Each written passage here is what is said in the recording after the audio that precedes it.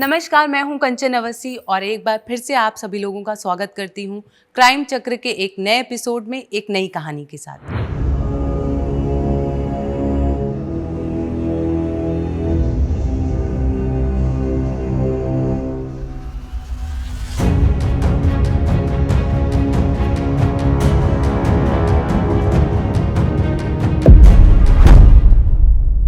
रोशन तुमने तो मुझे डरा ही दिया यार। तो मैडम गेट बंद करके रखना चाहिए ना। अच्छा, ऐसे ही कोई और आ जाता और मेरी जाने मन को ले जाता तो। अच्छा जी, तो अब डोली उठाने की जगह पे किसी और के ले जाने का वेट कर रहे हो? अब मेरे साथ ना टेस्ट मैच खेलना बंद करो। वैसे भी डिसीजन ना आपके थर्ड एम्पायर भैया है ना, उनकी वजह से पेंडिंग है। भैया से बात की तुमने? नहीं यार, भैया भाभी वैकेशन के लिए गए एक्चुअली, तो जैसे ही आएंगे मैं बात कर लूंगी। पर क्या? पर मैं दहेज की बात नहीं कर सकती उनसे। तुम्हें पता है ना मुझे पैसों की कितनी जरूरत है, और तुम्हारे भैया के पास पैसे हैं ना। तुम्हारे हिस्से की जमीन बिकेगी तो भैया के पास पैसे आ जाएंगे, और उसमें जो तुम्हारा हिस्सा रहेगा ना, मैं वो मांग रहा हूँ। वो दहेज थोड़ी होता है। पर तुम्हें पता है रोशन, हमारे यहाँ पे ना लड़कों के साइड से जो भी डिमांड किया जाता है उसको दहेज का नाम लोग देते हैं। अगर भैया नहीं माने तो? तुम मुझसे प्यार नहीं करते? बताओ, मुझसे प्यार नहीं करते? करती हो यार। तुम मनाओ ना उनको। नहीं मानेंगे तो कुछ और रास्ता निकालेंगे। लेकिन तुम्हें पता है ना मुझे पैसों की कितनी जरूरत है, और उसके लिए मैं कुछ भी कर सकता हूँ। अच्छा, मेरे लिए? तुम्हारे लिए तो मैं जान दे सकता हूँ। ओके। और तुम बोलो तो जान ले भी सकता हूँ। अच्छा जी।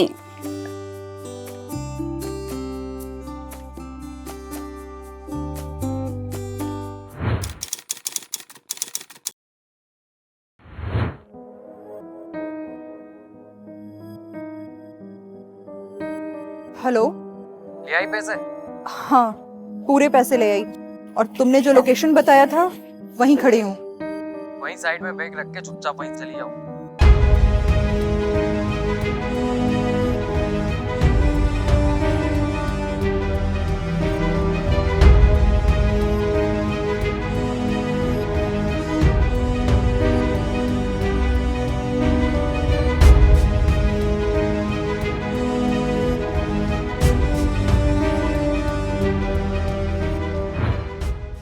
नई नवेली शादी करके नैतिक और रुचि, नैतिक की बहन श्वेता के साथ शहर में कुछ महीनों पहले ही शिफ्ट हुए थे।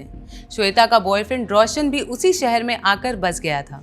श्वेता रोशन से बहुत प्यार करती थी, पर शायद रोशन पैसों के लिए श्वेता से शादी करना चाहता था। हमारे समाज में दहेज प्रथा दीमक की तरह काम करती है। ये प्रथा लड़की वालों की जिंदगी को धीरे धीरे करके खोखला बना देती है। रोशन श्वेता के जरिए उसके परिवार से दहेज वसूलना चाहता था। श्वेता के परिवार में नैतिक और भाभी के अलावा और कोई नहीं था। श्वेता ने एक दिन हिम्मत करके अपने भैया से रिश्ते की बात की। फिर नहीं भाभी, ऐसा कुछ नहीं है। वो तो बस ऐसे ही।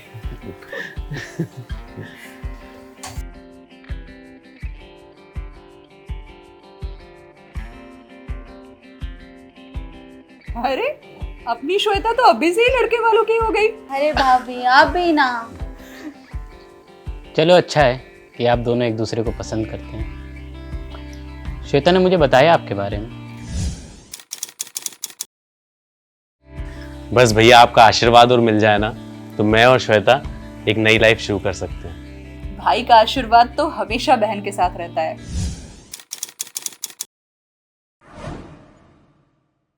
पर हमें आपकी ये पैसों वाली शर्त मंजूर नहीं है। हम अपनी बहन का कन्यादान तो करना चाहते हैं, ना कि उसे पैसे की मशीन बनाकर उसके ससुराल वालों को सौंपना, ताकि वो हर समय उसका सहारा लेकर हमसे पैसा मांग सकें। भैया आप ऐसा क्यों बोल रहे हो? भला हम ऐसा क्यों करेंगे? आप अभी कर रहे हैं तो बाद में नहीं करेंगे, इस बात की क्या गारंटी है? भैया रोशन ऐसा नहीं है। तुम बीच में मत बोलो, हम दोनों बात कर रहे हैं ना। देखिए रोशन, आप श्वेता से शादी करना चाहते हैं तो आप कर सकते हैं, लेकिन हम 1 रुपए नहीं देंगे। सीधा बोलिए ना भैया, कि अब श्वेता के हिस्से की जायदाद हड़पना चाहते हैं। रोशन, अपनी औकात में रहकर बात करो। Get out. मैं भी यहां अपनी बेइज्जती कराने नहीं आया था। Get out from here.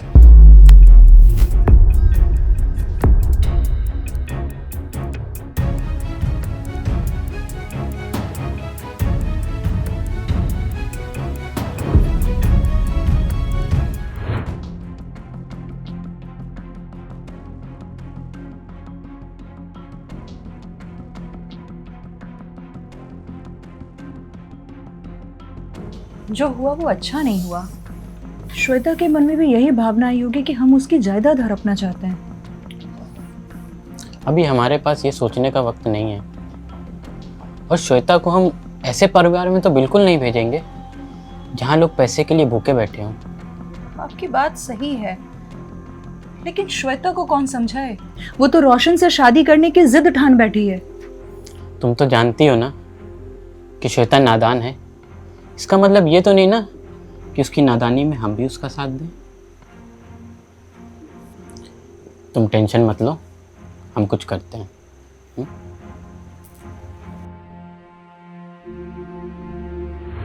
नैतिक और रुचि श्वेता के भले के लिए उसे रोशन जैसी मानसिकता रखने वाले व्यक्ति के साथ जीवन बिताने के खिलाफ थे, और उनका मानना भी सही था कि जो व्यक्ति अभी पैसों को रिश्तों से ज्यादा महत्व दे रहा है वो शादी के बाद कोई नई डिमांड नहीं करेगा, इसकी क्या गारंटी है। पर रोशन ने श्वेता के मन में उसके भैया भाभी के खिलाफ जहर भरना शुरू कर दिया था। अब ये जहर क्या रूप लेगा और क्या रोशन अपनी पैसों की जरूरत को पूरा करने के लिए किस हद तक जाएगा, ये कहना मुश्किल था। श्वेता और रोशन में उस दिन के बाद थोड़ी दूरियां आई ही थी कि तभी अचानक एक दिन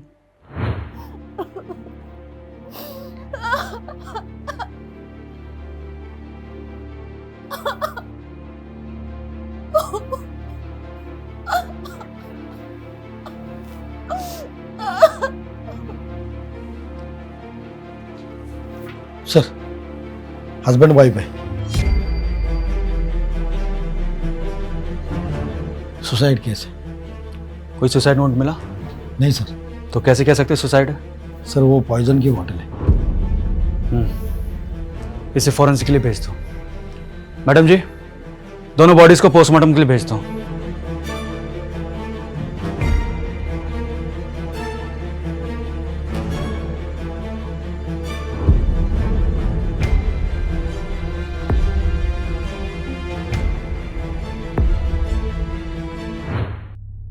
सर ये श्वेता जी है, मृतक की बहन। श्वेता जी, क्या आपके भैया और भाभी किसी मानसिक तनाव से गुजर रहे थे, या कोई ऐसी बात जिससे वो सुसाइड कर सके? नहीं सर, वो तो बहुत खुश थे। उनकी शादी को तो केवल 4 महीने हुए थे बस। मुझे नहीं पता उन्होंने अचानक ऐसे सुसाइड क्यों किया। उनकी किसी से कोई दुश्मनी थी जो उनके खिलाफ साजिश कर सके?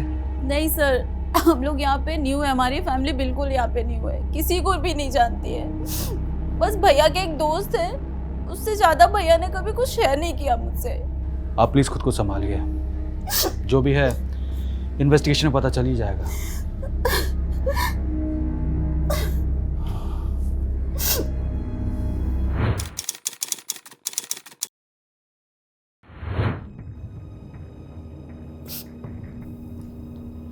श्वेता,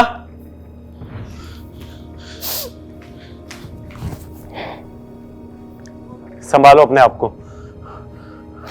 कहाँ थे तुम इतने दिन? मैंने कितना फोन ट्राई किया, फोन भी नहीं लग रहा था तुम्हारा।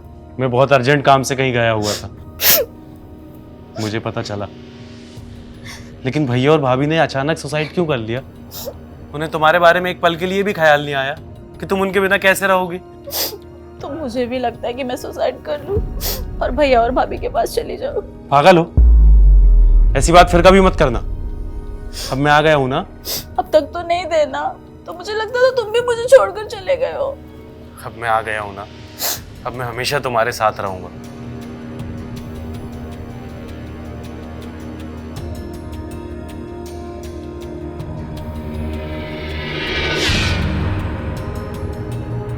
आखिर रोशन श्वेता को इस दुख की घड़ी में छोड़कर कहां चला गया था? यहाँ नैतिक और रुचि का आत्महत्या करना और दूसरी तरफ उसी वक्त रोशन का गायब रहना हमें शक के जाल बुनने पर मजबूर करता है। क्या सच में रोशन ने ही ऐसा कुछ किया होगा जिससे नैतिक और रुचि ने सुसाइड किया? क्या ये सच में सुसाइड ही था या मर्डर करके दोनों विक्टिम की मौत को सुसाइड के तौर पे दिखाया गया है? वैसे देखा जाए तो रोशन के पास हत्या करने की वजह भी थी। एक वजह कि उसे पैसों की जरूरत थी और नैतिक उसके रास्ते का कांटा बन बैठा था। नैतिक और रुचि मर जाएंगे तो सारी जायदाद श्वेता को मिलेगी और इनडायरेक्टली रोशन को। दूसरी वजह नैतिक के द्वारा रोशन की इंसल्ट करना। आइए कहानी में आगे बढ़ते हैं। सर, ये नैतिक और रिची की पीएम रिपोर्ट। क्या बात है, रिपोर्ट आने में देर हो गई? सर, ये रिपोर्ट रीचेकिंग के लिए गए थे। आपके कहने से सर ये मर्डर था, लेकिन ये सुसाइड है। नहीं, मेरा स्टैंड गलत नहीं हो सकता। इस केस में कुछ तो लफड़ा है। माना कि रिपोर्ट सुसाइड की है, हो सकता है ये फोर्सफुली सुसाइड करवाया हो। कॉल डिटेल्स निकाली? जी सर, मैंने डिटेल्स तो निकाले, पर ये नंबर उन्होंने अभी चेंज किया है और पिछले 2 महीने में 2-3 नंबर चेंज किए। पुराने नंबर की डिटेल्स मैंने मंगवाई है। और कोई सबूत? सर, नैतिक के गांव मैंने एक टीम भेजी थी। वहाँ से पता चला कि नैतिक अपनी ज़मीन बेचने वाला था और ये रोशन के साथ अपनी बहन की शादी करने वाला था, पर दहेज के वजह से दोनों में झगड़ा हुआ। रोशन, उठा के लाओ इस रोशन को। रोशन की रोशनी इस केस को उजाला देगी। जी सर।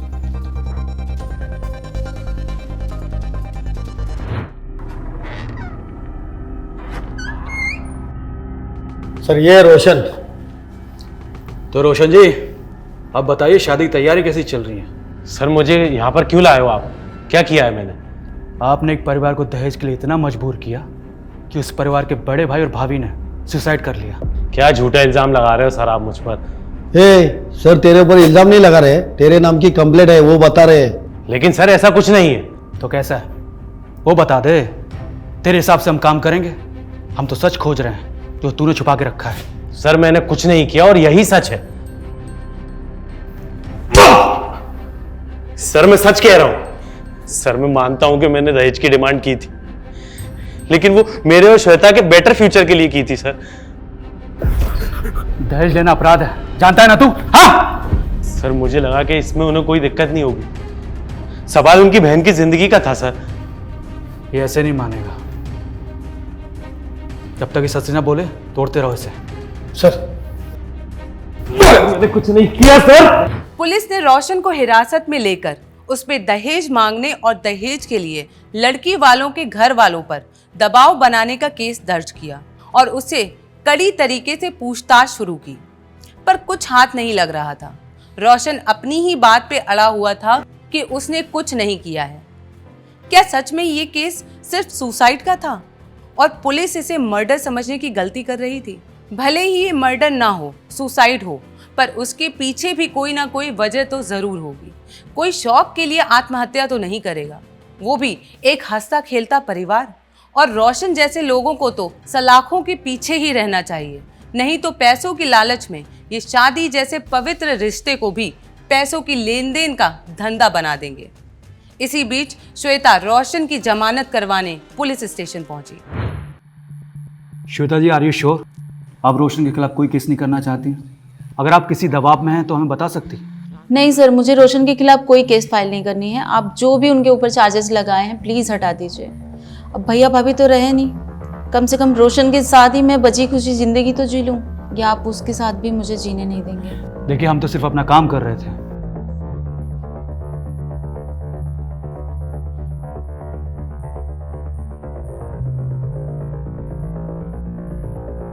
तुम ठीक हो? रोशन, तुम जा सकते हो। इन्होंने तुम्हारे खिलाफ कोई भी केस करने से मना कर दिया है।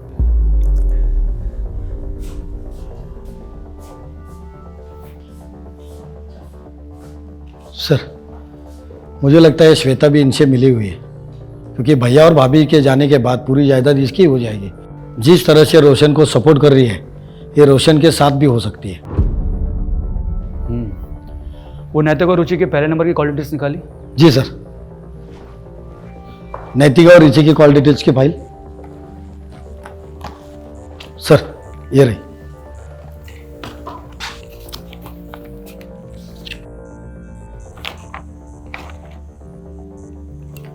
एक नंबर दोनों कॉल इसमें कॉमन है और इस नंबर से फ्रिक्वेंटली कॉल किए गए हैं, वो भी ऑड टाइमिंग पे। इसका पता लगा। और एक बात सर, मैंने नैतिक के दोस्तों से पूछताछ की। नैतिक ने दोस्तों से 20 लाख रुपए उधार लिए थे। क्या 20 लाख? श्वेता ने पुलिस कस्टडी से रोशन को रिहा तो करवा लिया, पर क्या उसने ये सही किया? कहीं रोशन सच में उसके भैया भाभी के सुसाइड का रीजन हुआ तो? क्या वो श्वेता को एक अच्छी जिंदगी देगा या पैसे मिलते ही श्वेता को भी ऐसे ही मौत के घाट उतार देगा? पुलिस को जैसे ही पता चला कि नैतिक ने अपने किसी दोस्त से 20 लाख रुपए उधार मांगे थे, तो पुलिस का शक रोशन पर और ज्यादा पकड़ बनाने लगा। आखिर इतनी बड़ी रकम कोई क्यों मांगेगा? हो सकता है रोशन ने नैतिक और रुचि पर किसी तरह का दबाव बनाया था, या कोई ऐसी बात जिस पर से अब तक पर्दा ना उठ पाया हो। पुलिस ने कॉल शीट में मिले नंबर के मालिक को जब धर दबोचा तो सारा मामला सामने आया। चल बता, नैतिक और रुचि के साथ तेरी क्या प्रॉब्लम थी? सर मैंने कुछ नहीं किया सर। कुछ नहीं किया? ये देख देख, ये सब क्या है?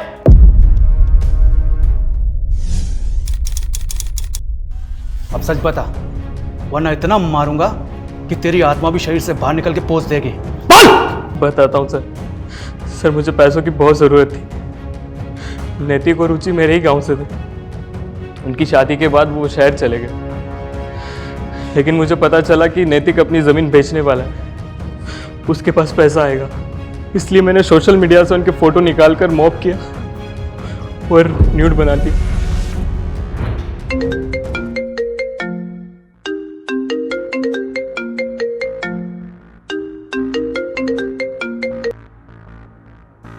हेलो, जाने मन, जरा फोन तो चेक करो अपना।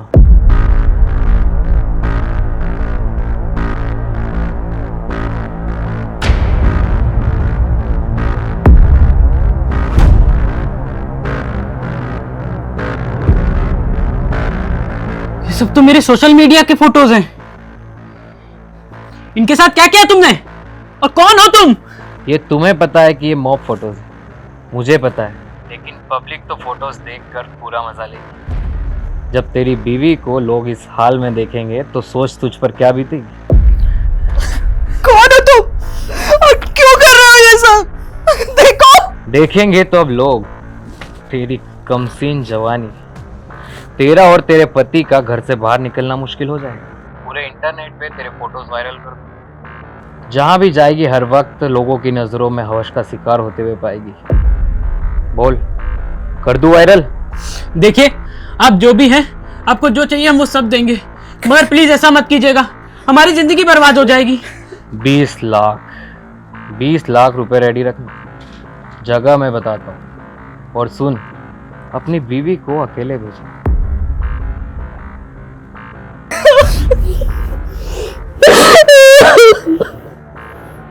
हेलो।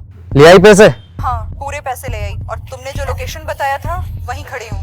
वहीं साइड में बैग रख के चुपचाप वहीं से चली जाओ।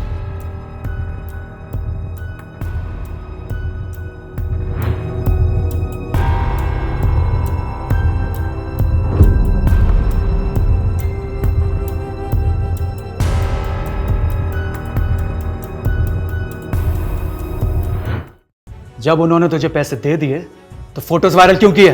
सर मुझे डर था कि वो पुलिस के पास न चले जाए, इसलिए मैंने सोचा कि नेट कैफे से वायरल कर दूंगा, किसी को पता नहीं चलेगा और वो दोनों सुसाइड कर लेंगे और केस खत्म।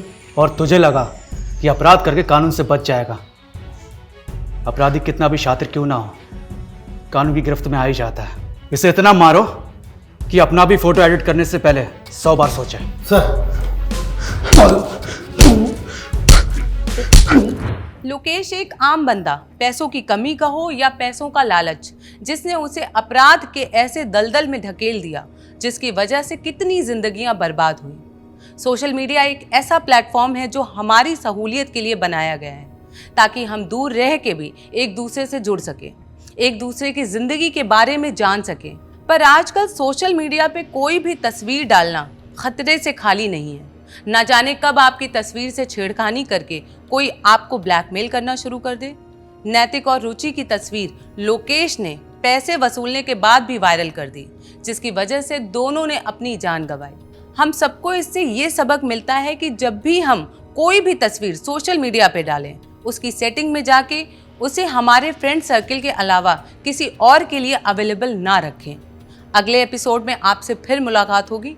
नमस्कार।